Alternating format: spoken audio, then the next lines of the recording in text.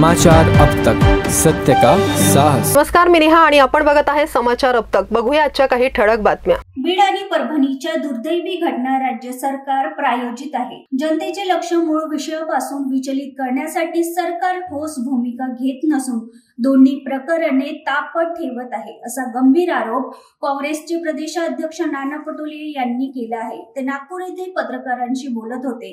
बीड आणि परभणी प्रकरणामुळे सरकार प्रायोजित जंगल राज निर्माण झाला आहे। छत्रपती शिवाजी महाराजांना बदनाम करण्याचे काम सुरू आहे।